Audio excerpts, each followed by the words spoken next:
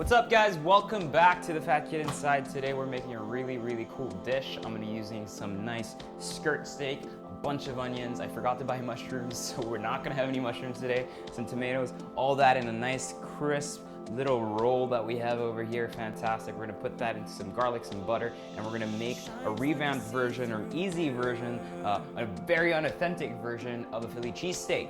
So I'm gonna take the first step, obviously, we wanna put those onions together. So I'm gonna take 1 red onion, 2 white onions, and just slice that all up. And I'm gonna put that into the fire and get it nice, moist, soft, and just beautifully caramelized. So I put that here. Quick chop.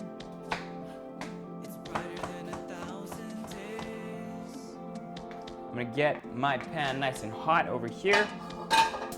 You want to use a nice large pan because I'm going to cook everything in one pot because I'm lazy. I don't want to clean up after myself. So I'm going to put all the onions and the steak in one pot and just going to dump that into the sandwich, and it's going to be absolutely fantastic. So a little bit of olive oil goes in there. Once it's nice and hot, just like that, I'm just going to take my onions and I'm just going to dump everything in there. Does not get any easier than that. Give that a good toss. I'm just gonna wait till all that just stews down properly. So if you put it up at about medium heat, should be good to go. I've got my skirt steak here. I used about 400 grams, which obviously we're not gonna put everything into one sandwich. I think if we do about 200 to 300 grams, we should be good enough. You want some nice lean meat that's gonna cook really quickly, but keep its texture and its toothiness. So I'm just gonna slice this up a little bit.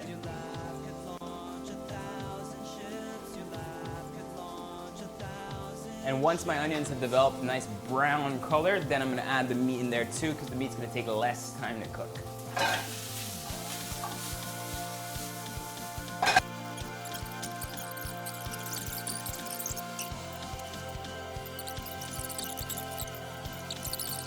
So once I've got this beautiful caramel-like mess with my onions, I'm gonna simply enough take my steak and just pop that right in there. I'm gonna add a little bit of oil just to really help it cook properly.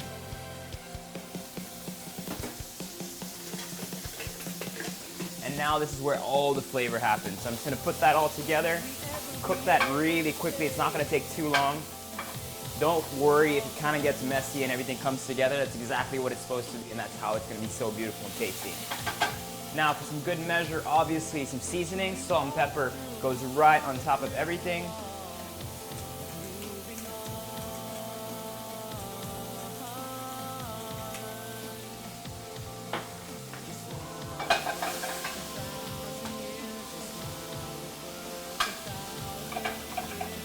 Really want to get a nice color to them so that the steak needs to be nice and brown on both sides just as well. We're almost there. All right, I think we're pretty much there. So now what we're gonna do is we flip everything around. Look at that color. If you want to come closer, check this out. Nice and brown on both sides. It's absolutely beautiful. That is what I'm talking about. So we're just gonna let that rest onto the other side. I'm gonna switch pans right now. Let that rest nicely. All those juices and all that flavor is gonna come up. And now gonna put this back to high as well. Since my cam up here, Gustav, hello Gustav, wanted some butter. I'm gonna put some butter into my pan here. Get that nice and melted, and I'm just gonna toast my bread in there, but I add a little bit of garlic just to make it nice. I don't want to break it completely because I want the nice chips to go with it. So I'm just gonna give that a very thin slice. Put that with my butter here. A little bit of oil so that it doesn't burn. Take my bread right here. Just split this down to the middle. Just that. So I'm gonna open this up. So we're gonna put our bread right on top. Get that butter nice and integrated into that bread. Get that flavor in there. So I'm just gonna toast that for a little bit. And while that's happening, so now we're just gonna cut a nice tomato over here. Like that. Obviously, we're putting the tomato just to make you feel a little bit better about yourself and not too unhealthy. Because nothing else in this sandwich is healthy. So this tomato basically gives you that pat on the back and says, it's okay. It's okay. You're not bad. Okay, so we got our bread nice and ready. Look at this bad boy here. Bet you never seen that. 3 chopping boards. 3. One on top of each other, baby. Okay, I'm gonna get my bread up. Nice and toasted, that flavor, that smell. It's amazing. Then I'm gonna take my steak first. Put those little bad boys down here. Those nice strips.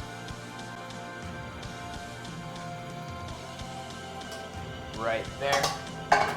Take my homemade mayonnaise here. Check out that video here right here on the corner. We're gonna teach you how to make a real homemade nice mayonnaise. I'm gonna put that on. This is really the stuff that you want to make at home. Egg yolks, olive oil, mustard. Perfect, simple, easy. Then I'm gonna take some laughing cow cheese. I never knew why the cows laughed. It kind of frustrates me. Put that with our mayonnaise properly. Fat. Okay, next we're gonna take our onions. Now these are really the stars of the show. Put that onto our steak right here, like that. Finally, it's not a cheesesteak without cheese. I'm gonna take some Irish cheddar. Irish cheddar is orange because it's made with lots of sunshine. No idea why it's orange. So we're gonna put that onto our steak here. Get some nice strips in there. It's gonna melt really beautifully and nicely. And finally, our pat on the back, some tomatoes, which go right on top of each other. And ladies and gentlemen, we have a fake Philly cheesesteak. So ladies and gentlemen, once more, please make sure to subscribe to youtube.com/FatKidInside. Please do check out our real homemade from scratch mayonnaise. It's actually fantastic. And please do like or comment into our comment box while I enjoy this. I don't even know where to start or how to eat it. All right, dig in.